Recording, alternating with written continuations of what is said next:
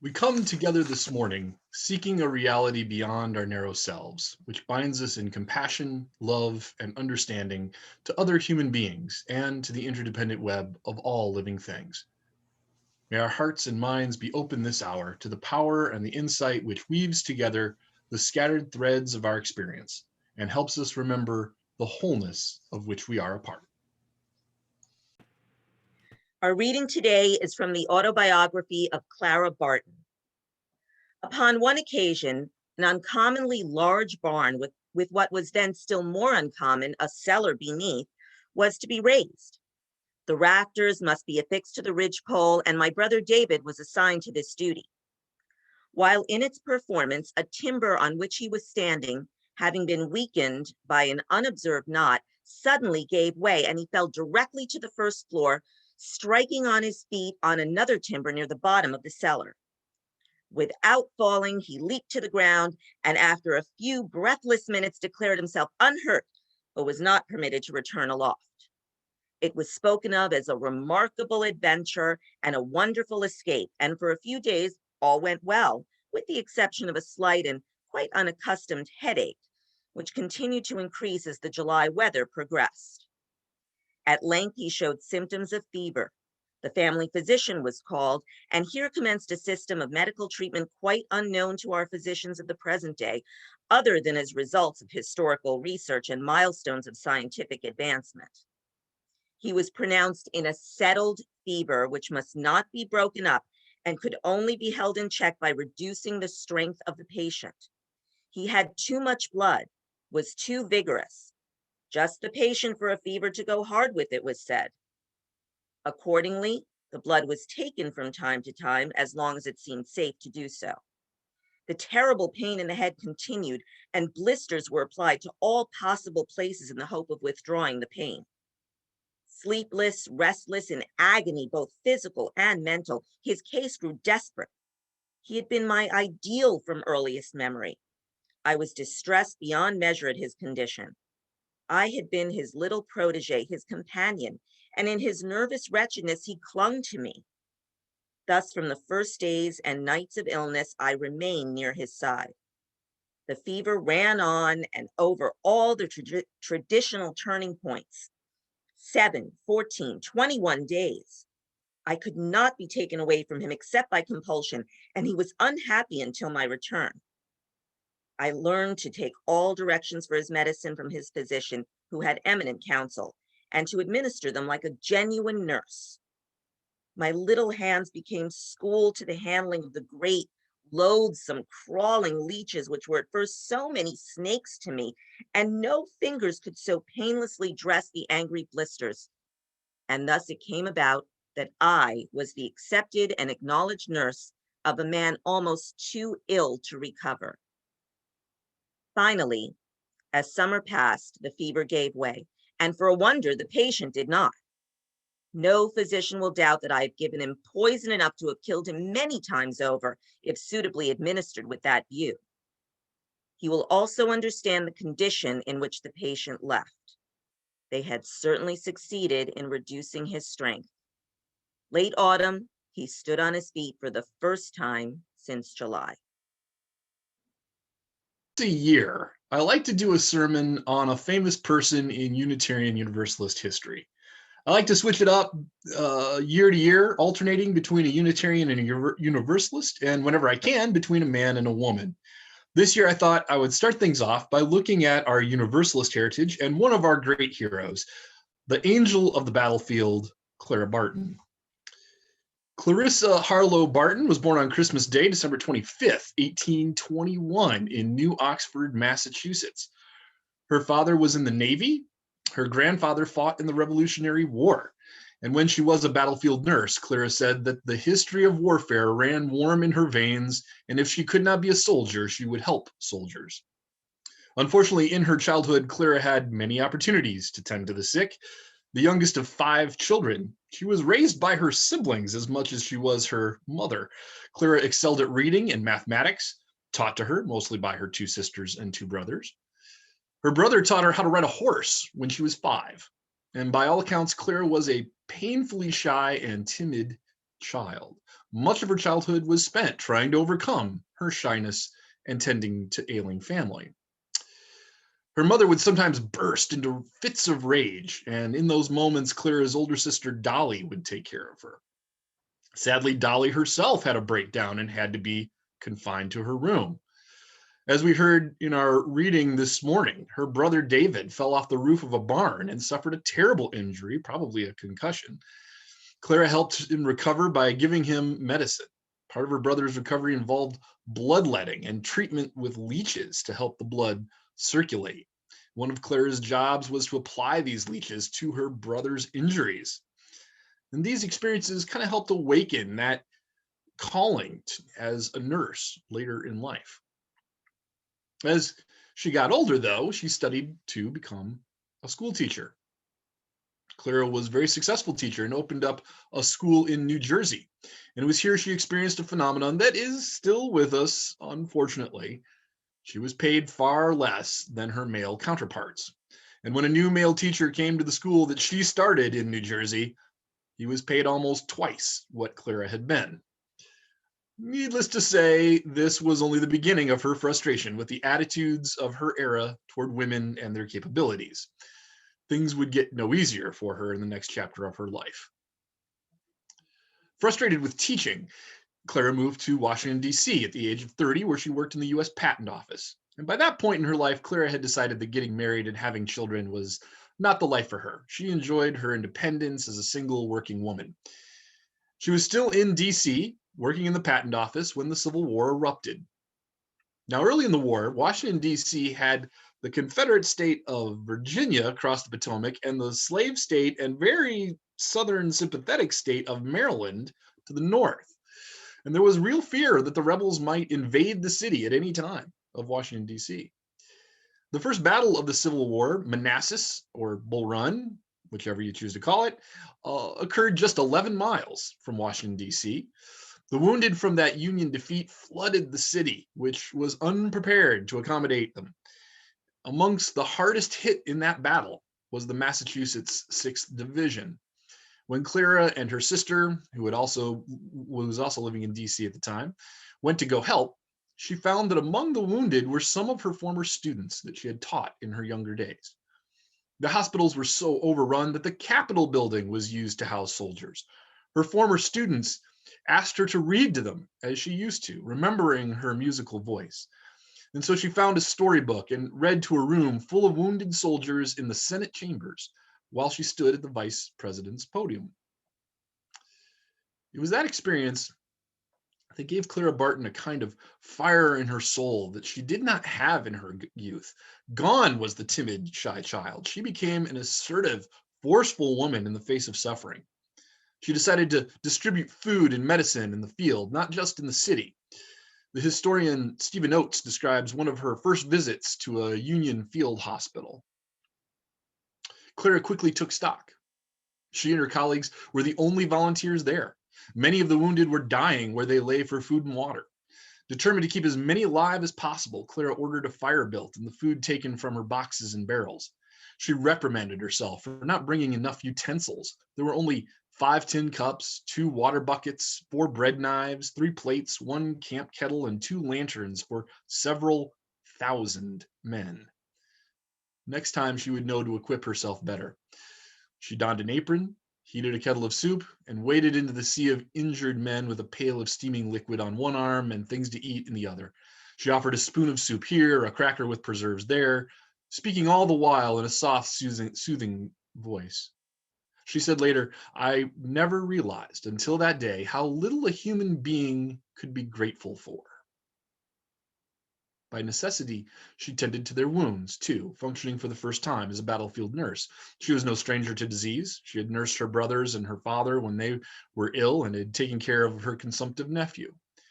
But nursing men with gunshot wounds, some so hideous it hurt to look at them, had to be learned on the job. And here, at this pitiful way station of damaged humanity, Clara learned. She made compresses and slings, applied tourniquets to bleeding stumps, replaced filthy bandages with fresh ones. She urged gasping men not to die, held their hands and stroked their foreheads, telling them, you must not give up, perhaps keeping some alive simply by the love in her voice.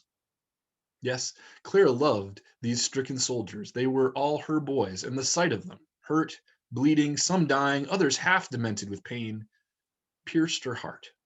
She realized that whatever she gave them would never be enough. There it is, love. There are three words used for love in the Bible: eros, philia, and agape. Clara Barton was the personification of agape, love for the stranger, for the wounded, for the dying, the least of these, the ones so grotesquely injured that they are shunned. Not only does she not shun them, but she responds with empathy, compassion, love. In Buddhism, someone like that is referred to as a bodhisattva, a great compassionate being who thinks of others before themselves. When Clara Barton saw wounded soldiers, she was not repulsed. Instead, she wished she could do more for them. In the face of suffering, she did not pull back, but engaged more. This is an important spiritual lesson, I think, and it's a key aspect of that love as agape. In the presence of another person suffering, love moves forward and doesn't try to run away. That suffering can be physical, emotional, or spiritual. What counts is our reaction to it. If we respond out of love, then we seek to build connections with the person who is suffering. We may not always be successful, but love demands that we try. Not only did Clara Barton act as a nurse and a medical supplier, she also helped families find their sons after the war. Clara Barton went to Andersonville in Georgia, probably the most infamous prison in the South for Union prisoners of war. By the end of the war, the Confederates couldn't properly clothe and feed their own army, so you can imagine how they treated Union prisoners of war. This was some of the worst suffering that side of Nazi concentration camps, and with similar results. Humans who looked like walking skeletons, rampant disease, and deplorable sanitation. Clara Barton was there. After the war, she would help families try and get closure in grieving the sons and brothers and husbands they lost. After the Civil War, Clara Barton became a suffragist and was a popular speaker and lecturer. She became friends with Elizabeth Cady Stanton and Susan B. Anthony, who promoted Clara Barton's lectures. A popular line in Barton's lectures was that women helped men on the field of battle. They tended to their wounds and took care of them when they needed it most. Now it was time for the men to return the favor for women and give them the right to vote. And as strongly as Clara felt about giving women the right to vote, she supported the 15th Amendment and said very explicitly that African Americans should be given the vote before women. If one can say anything bad about Clara Barton, if she had a vice, is that she was what we would now call a workaholic. If she was not working, she would fall into a depression. But in 1870, she decided she needed a vacation to Europe. Sounds great, right? You go to France, enjoy the countryside, relax after having a front row seat to all the carnage of the bloodiest war in American history. And so what happens? While Clara Barton is traveling in Europe, war breaks out between France and Prussia. This we now know as the Franco-Prussian War. It was a war that unified Germany, saw Otto von Bismarck's rise to power, and generally was a tectonic, or perhaps Teutonic, shift, if you will, in the European balance of power. For Clara Barton, it meant that she saw once again the need to care for soldiers. This time, though, thankfully, Joseph Lister had developed antiseptic surgery, and that gave the wounded a much better chance of survival than they had in the American Civil War. Now, two things happened for Clara Barton while she was in Europe. She saw the devastation of war, but also the hope that proper care could provide them. The second thing she encountered was the International Red Cross, which had just been created by the Geneva Convention. This too gave her hope that those who suffer could be helped through organization and a healthy dose of agape. And so Clara returned to America knowing what she had to do.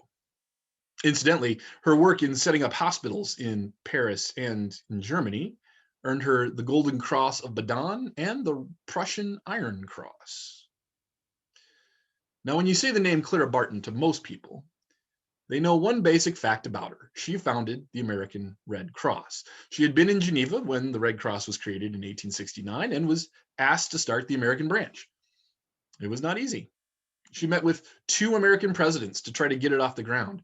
President Hayes felt that we won't be having any more wars like the Civil War anytime soon, so why really bother? President Arthur gave permission when Barton argued that the Red Cross could help in other ways other than war, such as hurricanes and other natural disasters. The first meeting of the American Red Cross occurred on May 21st, 1881, in Clara Barton's Washington, D.C. apartment. Its first branch was in New York and met at her summer home. Now, obviously, her argument that the Red Cross could help people suffering in the aftermath of natural disasters has proven correct. Listing everything the Red Cross has done, even in the lifetime of its founder and first president, Clara Barton, would take more time than I have this morning. The one event did stick out. Her last field operation as president of the Red Cross was responding to the hurricane in Galveston, Texas in 1900. She retired from the Red Cross in 1903. In her retirement, she set about by writing her autobiography. In fact, school children who were doing reports on Clara Barton would write to her asking about her early life, which prompted her to write the autobiography that Anne read to us earlier. In 1905, she wrote this letter to the widow of one Carl Norman Thrasher, quote, "Your belief that I am a universalist is as correct as your greater belief that you are one yourself, a belief in which all who are privileged to possess it rejoice. In my case, it was a great gift, like St. Paul. I was born free and saved the pain of reaching it through years of struggle and doubt. My father was a leader in the building of the church in which Hosea Ballou preached his first dedicated sermon. Your historic records will show that the old Huguenot town of Oxford, Massachusetts, erected one of, if not the first, Universalist church in America. In this town I was born, in this church I was reared. In all its reconstructions and remodelings I have taken part, and I look anxiously for a time in the near future when the busy world will let me once more become a living part of its people, praising God for the advance in the liberal faith of the religions of the world today, so largely due to the teaching of this belief." End quote. Written at the age of 84, Clara Barton never forgot her Universalist roots, the sermons of the great Universalist minister and theologian Hosea Ballou, and the values passed on to her by her father and others of that congregation. Clara Barton died on April 12, 1912, of tuberculosis. She was 90 years old. There are so many streets and schools named after her in this country. It is amazing. Some of my favorite things named for Clara Barton include Barton County, Kansas, Barton Hall at Iowa State University, a postage stamp in 1948. Of course, back when the UUA had districts, there was the Clara Barton District of the UUA. There is Barton Crossing, which is a homeless shelter in Pittsfield, Massachusetts. There's also a camp for kids with diabetes, which is in her hometown of North Oxford, named after her. A woods in Virginia, a lake in New York, a giant sequoia tree in Sequoia National Park, and a rest stop on the New Jersey Turnpike. And then my personal favorite, a crater on the planet Venus. Apparently, the rule in astronomy is to name formations on Venus after famous women. The Barton Crater was taken by the Magellan satellite that mapped Venus's surface, and the crater itself has an inner ring in addition to an outer one, meaning that it is very large and extremely geologically interesting to xenogeologists. All of these are ways in which we recognize and remember the legacy of this great woman, Clara Barton. But the best way to remember her is for us, her spiritual heirs, to remember her legacy of love as agape, to try to live it out as best we can in our own lives. May we ever strive to live up to her example. I love you. Go in peace. Amen.